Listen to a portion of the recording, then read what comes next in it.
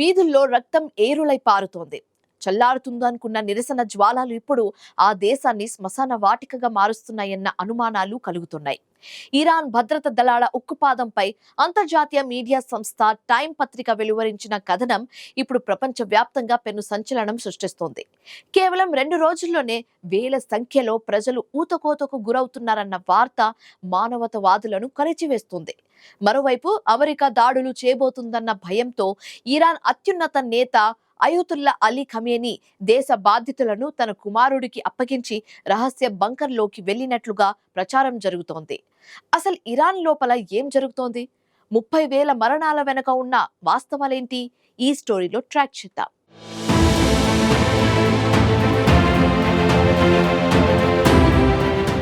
Iran తీవ్ర సంక్షోభం అంచున నిలిచింది. ప్రభుత్వానికి వ్యతిరేకంగా పెళ్లుబుక్కిన నిరసనలు క్రమంగా అగ్నిపర్వతంలా విరుచుకుపడుతూ దేశాన్ని రక్తపాతంలో ముంచుతున్నాయని సంచలన వాస్తవాలను అంతర్జాతీయ మీడియా వెలుగులోకి తీసుకొస్తోంది.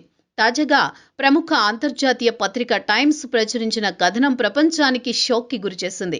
కేవలం 2 రోజుల్లోనే ఇరాన్ వీధుల్లో చోటు చేసుకున్న హింసాత్మక ఘటనల్లో దాదాపు 30,000 మంది ప్రాణాలు కోల్పోయి ఉండవచ్చని ఆ కథనం పేర్కొంది. ఈ సంఖ్య అధికారిక గణాంకాలకు ఎన్నో రెట్లు ఎక్కువగా ఉండడం ఇరాన్లో పరిస్థితులు ఎంత దారుణంగా ఉన్నాయో అర్థం చేసుకోవచ్చని విశ్లేషకులు చెబుతున్నారు. ఈ కథనంలో టైమ్స్ పత్రిక ఇరాన్ స్థానిక ఆరోగ్య శాఖ అధికారులను ఊటంకించింది. భద్రతా దళాలు నిరసనకారులపై విరుచుకుపడిన తీరు ఊహకందని స్థాయిలో ఉందని పేర్కొంది. భారీ సంఖ్యలో ప్రజలను కాల్చి చంపారని, మృతదేహాలను తరలించేందుకు అంబులెన్సులు సరిపోక 18 చక్రాల భారీ ట్రక్కులను వినియోగించాల్సి వచ్చిందని తెలిపింది. సాధారణంగా యుద్ధ ప్రాంతాల్లో మాత్రమే కనిపించే దృశ్యాలు ఇరాన్ నగర వీధుల్లో కనిపించాయంటే పరిస్థితి తీవ్రత ఎంత దారుణంగా ఉందో అర్థమవుతోందని పేర్కొంది. ఈ వివరాలు వెలుగులోకి రావడంతో ప్రపంచవ్యాప్తంగా మానవ హక్కుల సంస్థలు ఆందోళన వ్యక్తం చేశాయి.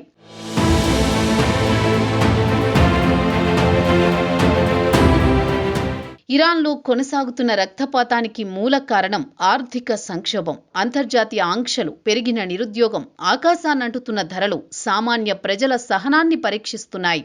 ఫలితంగా దేశవ్యాప్తంగా నిరసనలు చెలరేగాయి.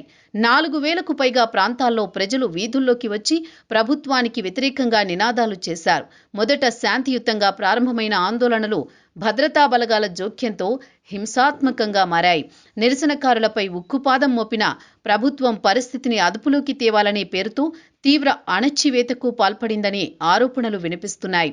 ఇరాన్ ప్రభుత్వం జనవరి 21న అధికారికంగా ప్రకటించిన మృతుల వివరాల ప్రకారం మృతుల సంఖ్య 3,117 మాత్రమే అని చెబుతోంది. కానీ అంతర్జాతీయ సంస్థలు, స్వతంత్ర వర్గాలు చెబుతున్న లెక్కలు దీనికి పూర్తి భిన్నంగా ఉన్నాయి.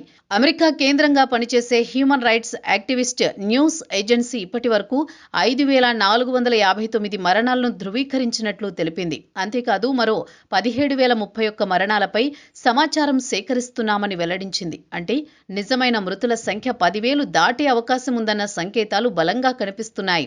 ప్రభుత్వ గణాంకాలు, స్వతంత్ర సంస్థల లెక్కల మధ్య ఉన్న విపరీతమైన తేడా నిజాన్ని దాచిపెట్టే ప్రయత్నమే అన్న విమర్శలకు దారితీస్తోంది.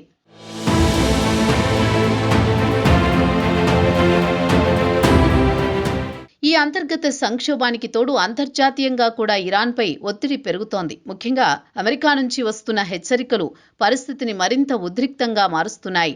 ఇరాన్పై సైనిక చర్యకు అమెరికా సిద్ధమవుతోందన్న కథనాలు టెహ్రాన్లోని పాలక వర్గాల్లో కలవరం రేపుతున్నాయి. ఈ భయాల నడుమే Iran supreme leader Ayatollah Ali ఖమేనీని టెహ్రాన్లోని అత్యంత సురక్షితమైన బంకర్కు తరలించినట్లు ప్రచారం జరుగుతోంది. సాధారణంగా అత్యవసర యుద్ధ పరిస్థితుల్లో మాత్రమే ఇలాంటి చర్యలు తీసుకుంటారు. కానీ ప్రస్తుతం జరుగుతున్న పరిణామాలు ఇరాన్ పాలక వ్యవస్థ ఎంతటి ఆందోళనలో ఉందో స్పష్టం చేస్తున్నాయి. ఈ బంకర్ టెహ్రాన్లోని పలు రహస్య సొరంగాలకు అనుసంధానమై ఉందని తెలుస్తోంది. అత్యంత రహస్యంగా నిర్మించిన ఈ సొరంగాల ద్వారా అవసరమైతే సుప్రీం లీడర్ను మరో సురక్షిత ప్రాంతానికి తరలించే ఏర్పాట్లు ఉన్నట్లు తెలుస్తోంది. అమెరికా దాడి చేసే అవకాశాలు ఎక్కువగా ఉన్నాయని సీనియర్ మిలిటరీ అధికారులు హెచ్చరిస్తున్న నేపథ్యంలోనే ఈ నిర్ణయం తీసుకున్నారు. అయితే ఈ విషయాలపై ఇరాన్ అధికారిక వర్గాలు మాత్రం నోరు మెదపడం లేదు. మౌనం కూడా అనుమానాలను మరింత పెంచుతోంది.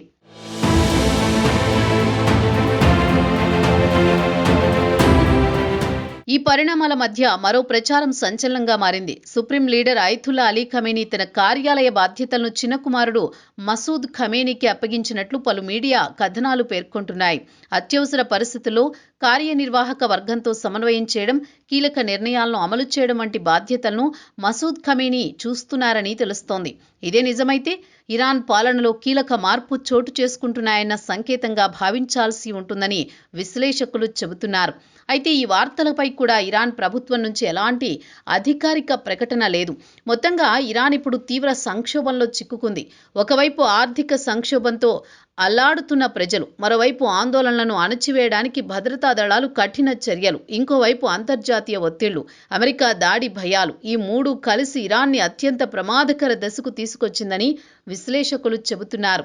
ప్రజల ప్రాణాల విలువ తగ్గిపోయిందా? అధికారాన్ని కాపాడుకోవడానికే ప్రభుత్వం ఏ స్థాయికైనా వెళుతుందా అనే ప్రశ్నలు ఇప్పుడు ఇరాన్ వ్యాప్తంగా వినిపిస్తున్నాయి. మరోవైపు ఇరాన్లో జరుగుతున్న ఈ పరిణామాలు కేవలం ఆ దేశానికే పరిమితం కావు. మిడిల్ ఈస్ట్ మొత్తం రాజకీయ సమీకరణాలపై వీటి ప్రభావం పడే అవకాశం ఉంది. పరిస్థితి ఇలాగే కొనసాగితే అంతర్గత అశాంతి అంతర్జాతీయ ఘర్షణగా మారే ప్రమాదం ఉందన్న హెచ్చరికలు కూడా వినిపిస్తున్నాయి. ఇప్పటికైనా ఇరాన్ ప్రభుత్వం సంయమనం పాటించి ప్రజల ఆవేదనను వినిపించుకునే దిశగా అడుగులు వేస్తుందా, లేక అణచివేతతోనే పాలన కొనసాగిస్తుందా అన్నది రాబోయే రోజుల్లో తేలనుంది.